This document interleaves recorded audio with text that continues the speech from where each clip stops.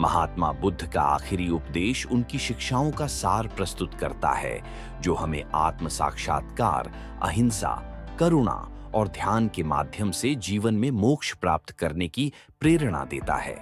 बुद्ध का अंतिम उपदेश या महापरिनिर्वाण सूत्र तब दिया गया था जब वे अपने जीवन के अंतिम क्षणों में थे। इसे उनके अनुयायियों और शिष्यों के लिए एक मार्गदर्शक के रूप में देखा जाता है, जिसे सुनकर वे अपनी आगे की यात्रा में समझ और ज्ञान प्राप्त कर सकते थे। यह उपदेश जीवन की अनित्यता और आत्मनिर्भरता के बारे में महत्वपूर्ण शिक्षाएं प्रदान करता है। उन्होंने मानव जीवन की क्षणभंगुरता, दुनिया के अस्थायी स्वभाव और स्वयं पर निर्भर रहने की आवश्यकता पर जोर दिया। इस अंतिम उपदेश में महात्मा बुद्ध ने कुछ प्रमुख बिंदुओं को रेखांकित किया, जिनके माध्यम से व्यक्ति मोक्ष की ओर अग्रसर हो सकता है। बुद्ध के अंतिम उपदेश की मुख्य बातें: 1. अनित्य का सत्य। महात्मा बुद्ध ने अपने पूरे जीवन में बार बार कहा था कि संसार में हर चीज अनित्य है। इस संसार में कुछ भी स्थायी नहीं है। यह संसार परिवर्तनशील है और जो चीज उत्पन्न होती है वह अवश्य नष्ट होती है। बुद्ध ने अपने अंतिम उपदेश में भी यही बात दोहराई कि हर जीव, हर वस्तु, हर परिस्थिति अस्थायी है। जीवन में दुख का कारण इसी अस्थायित्व को न समझना है। उन्होंने कहा, जो चीज उत्पन्न होती है उसका नाश भी निश्चित है, इसलिए अपने उद्धार के लिए पूरी लगन से प्रयास करो। 2.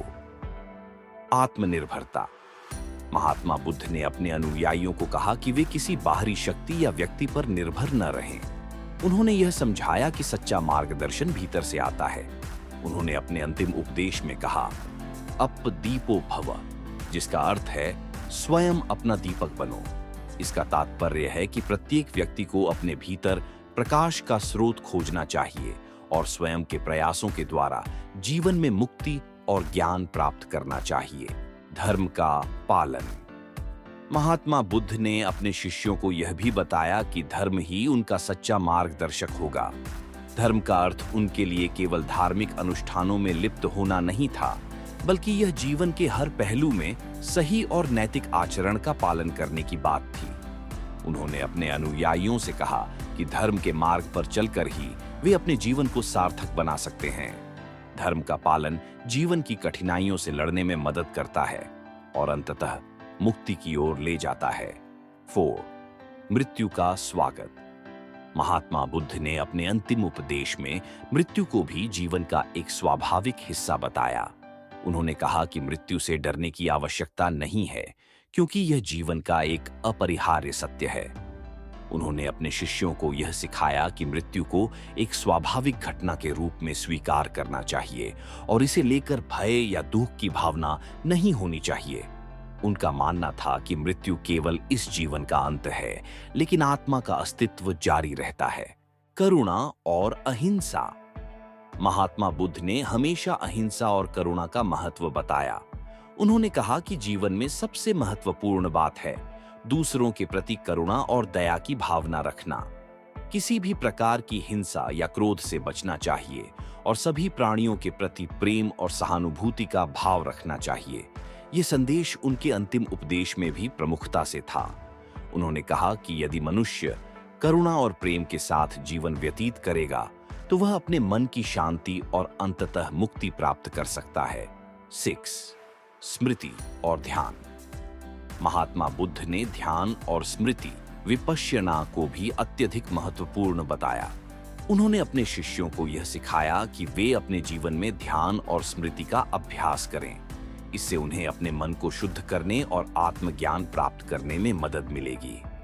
ध्यान के माध्यम से व्यक्ति अपने भीतर की अशांति को शांत कर सकता है और सच्चे ज्ञान को प्राप्त कर सकता है। 7वां, अंतरात्मा की जागरूकता। महात्मा बुद्ध ने अपने अंतिम उपदेश में आत्म जागरूकता पर जोर दिया। उन्होंने कहा कि जीवन में आत्म जागरूकता ही सच्चा ज्ञान है।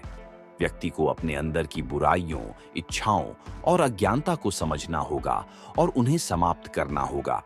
आत्म जागरूकता के बिना व्यक्ति जीवन के सच्चे अर्थ को नहीं समझ सकता और न ही वह मोक्ष प्राप्त कर सकता है। 8. संघ की महत्ता। महात्मा बुद्ध ने अपने शिष्यों से यह भी कहा कि वे संघ की एकता बनाए रखें। संघ बौद्ध धर्म के अनुयायियों और साधुओं का समुदाय था। बुद्ध ने कहा कि संघ का उद्देश्य एक दूसरे को ज्ञान देना और धर्म के मार्ग पर चलने में सहायता करना है। संघ की एकता और सहयोग से ही धर्म का सच्चा पालन संभव है। बुद्ध का अंतिम क्षण महात्मा बुद्ध जब अपना अंतिम उपदेश दे रहे थे, तब उनका शरीर काफी कमजोर हो चुका था। वह अपने अंतिम दिनों में कुशीनगर में थे। उनके शिष्य आनंद और अन्य अनुयायी उनके साथ थे। बुद्ध ने अपने अंतिम उपदेश के बाद अपने शरीर को त्याग दिया, जिसे बौद्ध धर्म में महापरिनिर्वाण कहा जाता है। यह वह क्षण था जब महात्मा बुद्ध ने जीवन और मृत्यु के चक्र से मुक्ति प्राप्त की और अंतिम मोक्ष प्राप्त किया। उनके अंतिम क्षणों में शिष्य आनंद ने बुद्ध से पूछा कि उनके बाद कौन उनका मार्गदर्शन करेगा। इस पर बुद्ध ने उत्तर दिया, धर्म और विनय मेरे बाद तुम्हारे मार्गदर्शक होंगे। उन्होंने अपने अनुयायियों को धर्म का पालन करने और स्वयं पर विश्वास रखने की प्रेरणा दी। उपदेश का सार महात्मा बुद्ध का अंतिम उपदेश हमें यह सिखाता है कि जीवन अनित्य है और हमें किसी बाहरी सहारे की बजाय स्वयं पर निर्भर होना चाहिए। धर्म का पालन और ध्यान ही हमें मोक्ष की ओर ले जा सकता है। बुद्ध की शिक्षा आज भी लोगों को जीवन के वास्तविक अर्थ की ओर अग्रसर करती है। उनका उपदेश केवल उस समय के लोगों के लिए नहीं, बल्कि सभी समयों के लोगों के लिए है जो सत्य की खोज में हैं। महात्मा बुद्ध का यह अंतिम उपदेश उनके जीवन की समग्र शिक्षाओं का निचोड़ है। यह हमें यह समझने की प्रेरणा देता है कि जीवन क्षणभंगुर है और हमें इस अस्थायित्व को स्वीकार करके सही मार्ग पर चलना चाहिए। उनकी करुणा, आत्मनिर्भरता और ध्यान की शिक्षा सदियों से लोगों को प्रेरित कर रही है और आज भी मानवता को मार्गदर्शन दे रही है। इस उपदेश के माध्यम से महात्मा बुद्ध ने न केवल अपने शिष्यों को बल्कि पूरी मानवता को यह सिखाया कि सच्चा ज्ञान भीतर से आता है और हमें अपनी मुक्ति के लिए स्वयं प्रयास करना चाहिए। उनकी शिक्षाएं आज भी उतनी ही प्रासंगिक हैं जितनी वे उनके जीवन काल में थीं।